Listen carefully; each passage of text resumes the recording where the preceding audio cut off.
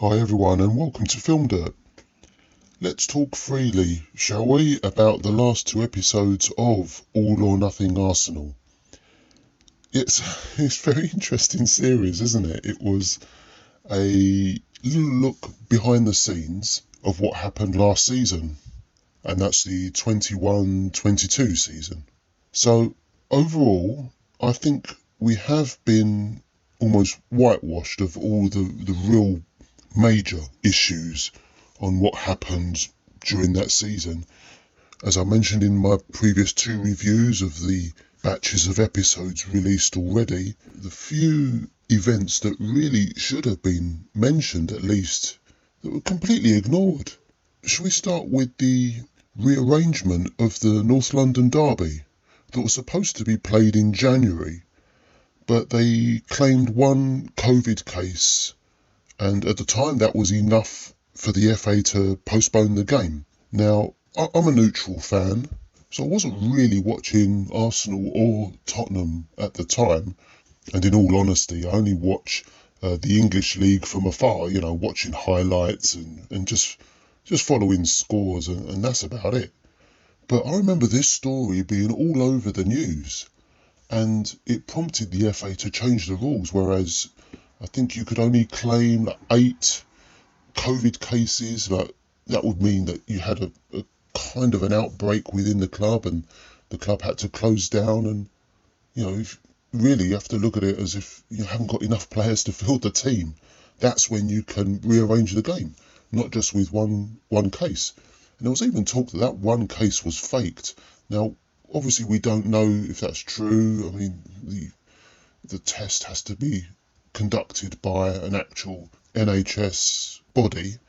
But really, this event wasn't mentioned at all. At least I don't think it was.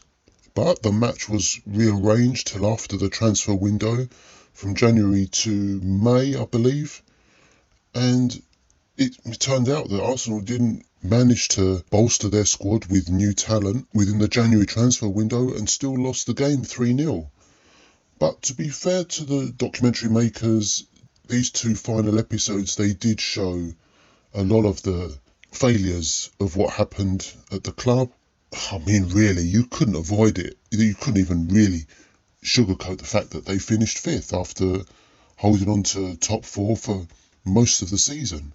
So within the North London derby, they also didn't really mention Eddie Nketiah's dive within the first minute of the match, and I know that's been shown on YouTube, and it was quite a serious dive. It was quite appalling, really. I think it was Eric Dyer, who was nowhere near him, and in the first minute as well. Quite frankly, appalling. Blatant cheating. And the Rob Holding foul on Heung-min Son, he was just basically assault. He should have been imprisoned, really, if we're being honest about it. And we do see a quick shot of that in the documentary.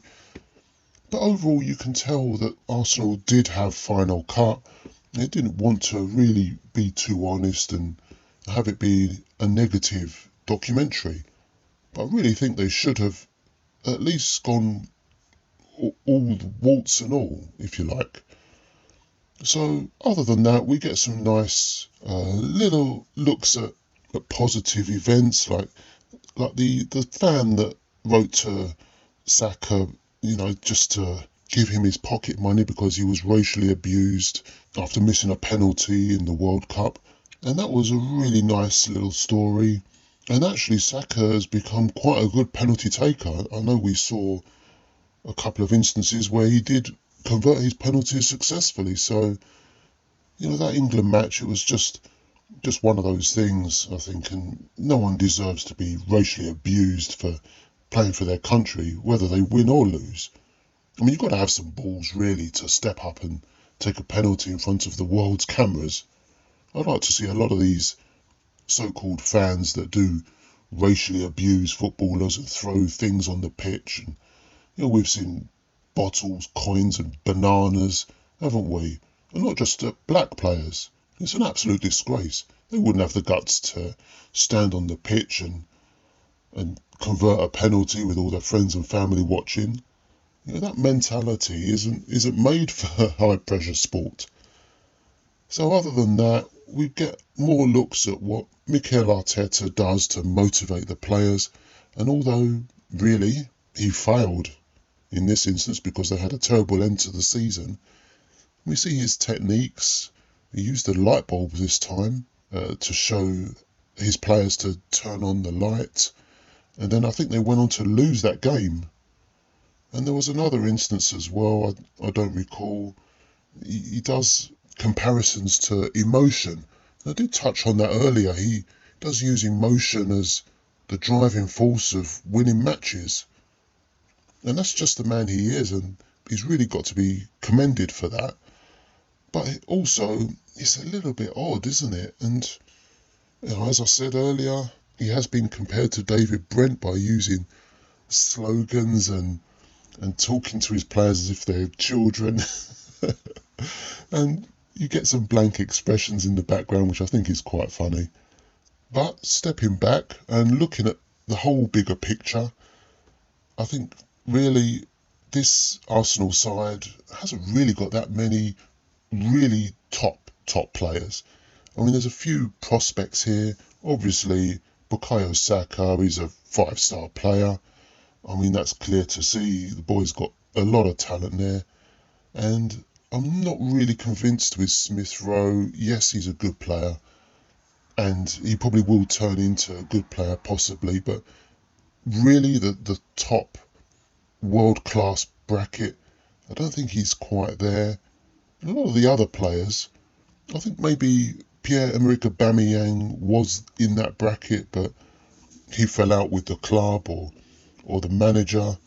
And I remember seeing rumours at the time when he did sign for Arsenal that he didn't really want to sign for Arsenal in the first place.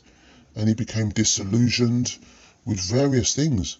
I mean, the guy's obviously very talented, but he's a playboy. He wants to enjoy life, and you can't really deny that. It's all about the cars and the lifestyle. And is that type of person really made for football? That's something for a club to consider. But a fantastic talent. And everyone else, Lacazette, a good player. He's clearly not in that top bracket either. Nicolas Pepe, not mentioned at all in any, really just 72 million that player cost and a complete failure. Granit Xhaka, yep, a good player, but not really going to take Arsenal to the Champions League. And that's what this whole season was really about. Can Arsenal make top four? Which, as we know, they didn't. They just weren't good enough. And definitely not as good as Spurs, because I think at the time their manager Antonio Conte was really getting to grips with the squad after being there for, I think it was half a season by that point. And in that short time, he removed some of the players that were causing trouble, and they were kicking on in the league, and they were climbing the table and eventually overtook Arsenal into the top four, into all the Champions League places. And for their neighbours to do that to them at their expense, hugely embarrassing. The documentary, again, didn't really hold on that aspect. It's not good enough. You can't have a documentary like this. I mean, it didn't really show anything accurately because you couldn't really avoid, what's happening in the season. But they did deviate slightly. I mentioned the fan writing to Saka, and also there was quite a major segment. I think it was episode 7. I can't recall which episode, where we covered the North London song they had. I mean, did this really deserve any place in the documentary? And yeah, it's a nice, rousing song. But Arsenal, they've finished below Spurs 6 seasons now? 7 seasons? And that's quite a stretch. If North London belongs to any side, it's Tottenham at the moment. And Arsenal did have some previous success with finishing above Spurs and in the Champions League places for quite a considerable stretch. But that was their time. And at the moment, North London definitely belongs to Tottenham. Even though they won the FA Cup a couple of times recently, it's been mentioned quite a few times by the pundits that the FA Cup isn't seen as a prestigious trophy as it once was, and that's a shame. It's all about European success and the Champions League nowadays. So really, to be considered a major club, you have to hold a position in Europe. But of course, Arsenal fans listening to this will be cursing at me and not having any of it.